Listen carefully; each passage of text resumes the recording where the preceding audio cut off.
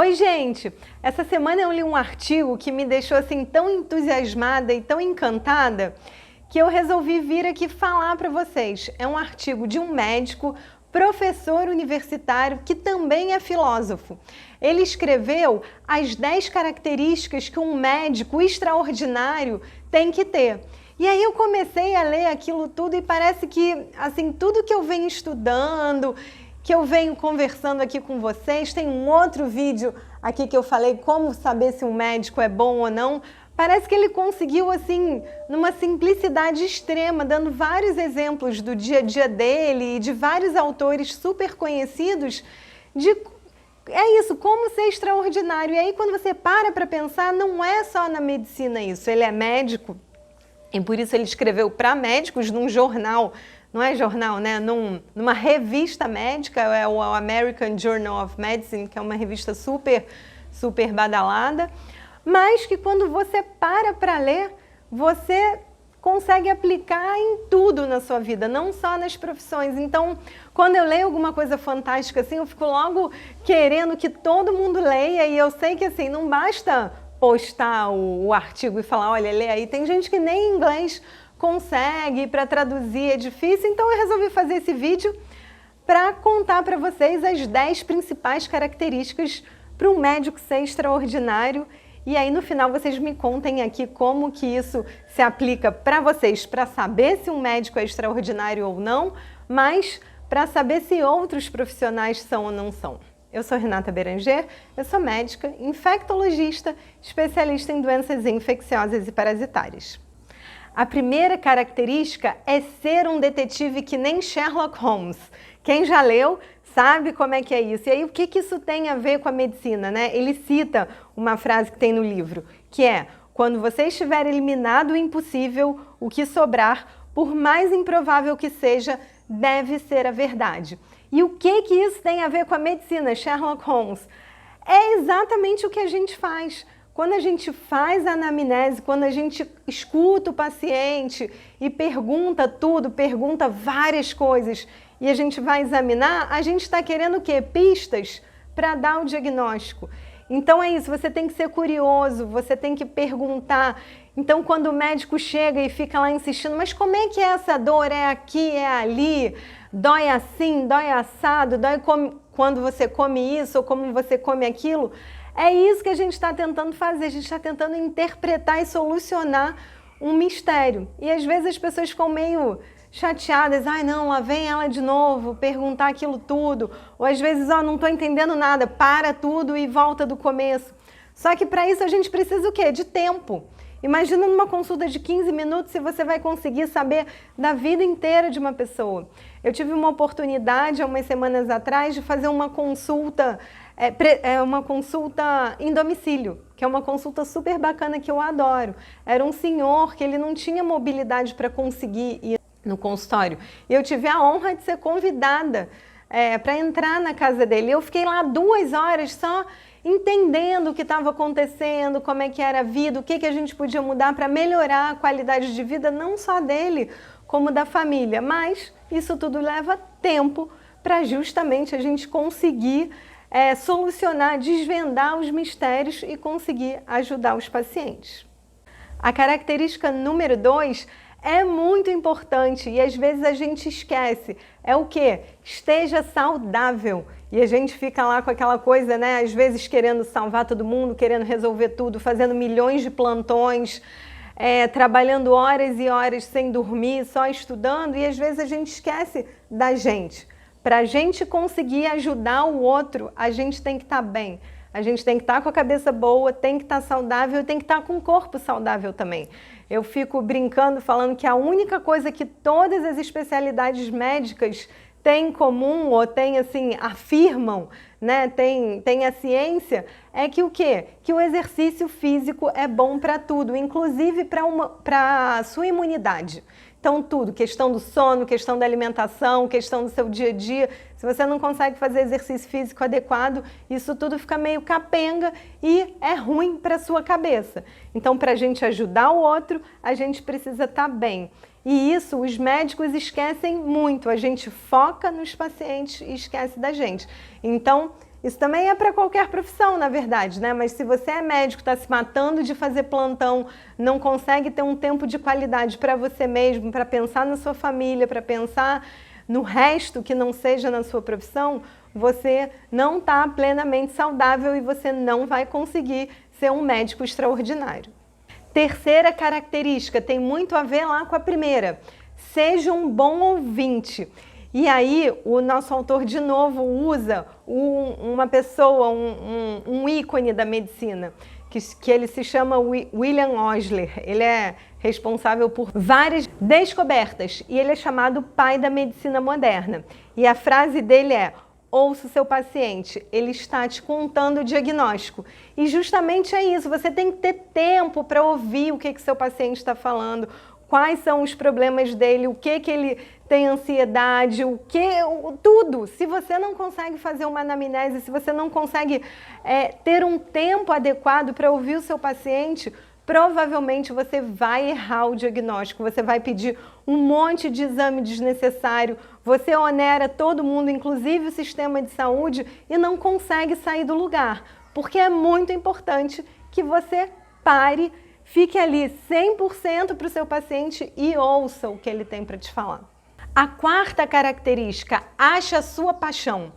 Vamos lá, gente, a gente passa mais tempo no trabalho, fazendo lá as coisas do seu dia a dia, exercendo a sua profissão.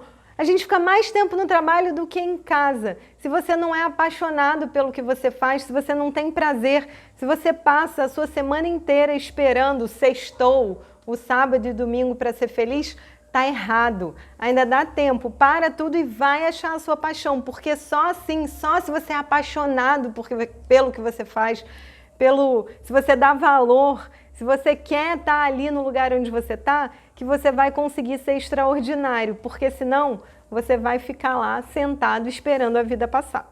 Se você está perdido e nem sabe o que é você apaixonado por, pensa o seguinte, o que você faria de graça, sem receber, que você vai se doar e vai ser feliz fazendo aquilo?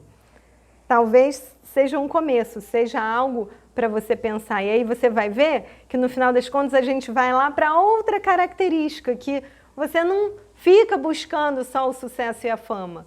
Isso vem quando você faz o que você é apaixonado. A quinta característica é trate o seu paciente como um todo. E isso hoje em dia, às vezes, salta aos olhos, que tem tanta gente especialista do especialista do especialista que acaba prestando atenção só numa partezinha do paciente. Ou seja, eu sou especialista em cirurgia de mão e eu só opero a mão direita. E você esquece que aquela mão direita é daquele paciente que, enfim, que era um super mecânico, que tinha aquela necessidade tal e que tem um coração assim, que ele é casado, que ele tem filhos e tudo. Então a gente não pode ver o paciente como só a doença. A gente tem que tratar ele como um todo. E aí, de novo, vem o William Osler, que ele já lá em 1840, muito tempo atrás, falava que um bom médico trata a doença do paciente e o médico extraordinário trata o paciente com uma determinada doença. A sexta característica fundamental, mas que às vezes parece que deveria ser natural, mas que às vezes não é ter empatia. E o autor coloca muito aqui no artigo falando de que ter empatia às vezes pode ser aprendido, que inclusive você pode explicar isso para estudantes de medicina. E aí eu estava aqui contra, falando que não, Marcelo já veio aqui com algum exemplo de que, ok, empatia pode ser aprendida, mas na verdade é isso, você se colocar no lugar do outro, e isso é muito importante na sua relação médico-paciente.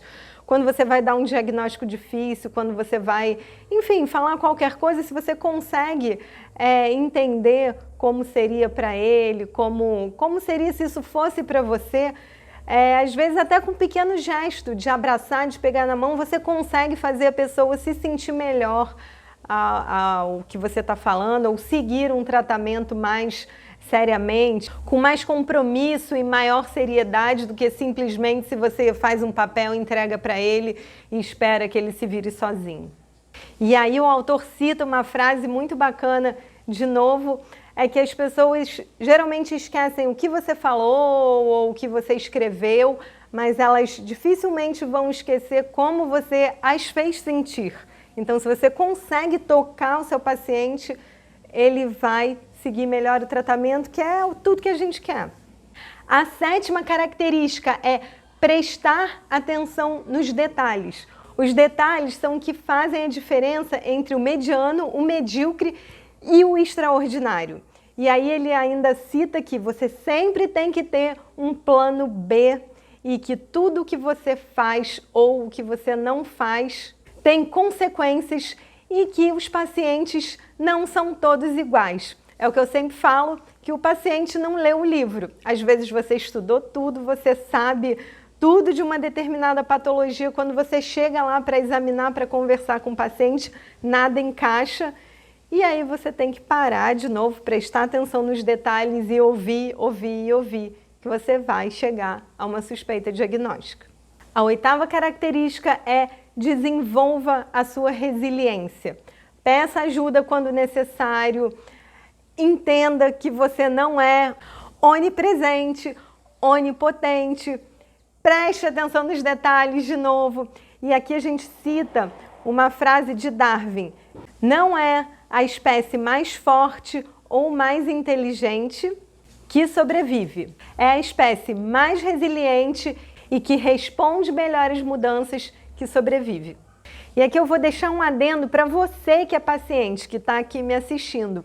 Entenda que o médico não é uma máquina, que a gente não está 100% do tempo apto à resposta, enfim, a estar ali o tempo todo para vocês. Grande parte, sim, estamos, mas às vezes a gente precisa de um momentinho ali de luto ou de descanso, de colocar a máscara na gente para respirar, para conseguir atender todos os seus anseios. Então, ligou, não é nada super urgente, pode deixar para a gente ver o exame na segunda-feira, desse tempo que também vai ser revertido em algo bom para vocês.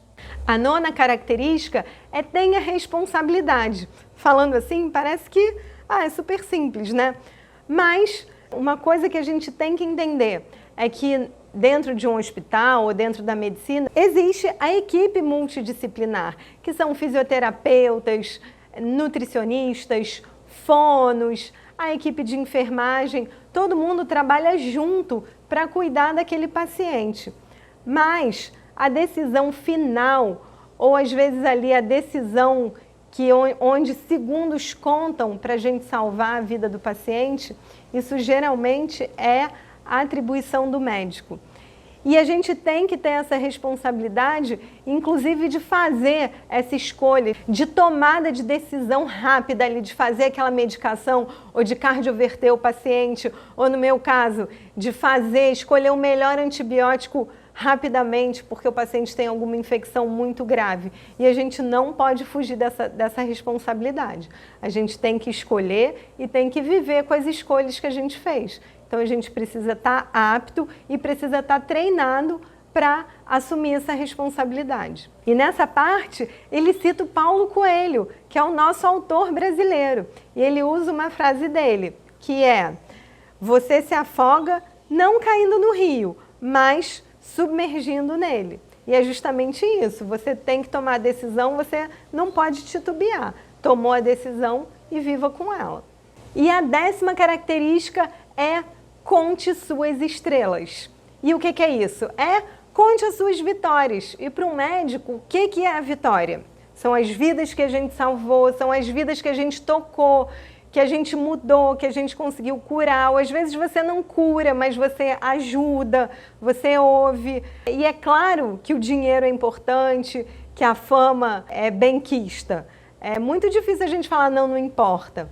Importa, mas é secundário. Quando a gente tem sucesso, quando a gente faz, na verdade tem todas essas características que eu já citei aqui, o sucesso vem naturalmente. E vem mesmo, acreditem nisso, não só na medicina, mas em tudo que você fizer.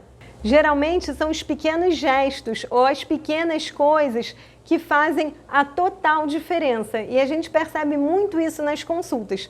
Então, pensa aí naquela consulta maravilhosa que você foi, às vezes tem, no finalzinho o médico me deu um abraço, ou então o jeito como ele pediu para eu tirar a minha roupa me deixou à vontade, ou a pessoa me deixou à vontade para falar da minha vida sexual, enfim, são essas coisas todas. Eu espero que vocês tenham gostado, deixa aqui os seus comentários se alguma dessas características te tocou. Obrigada e até a próxima!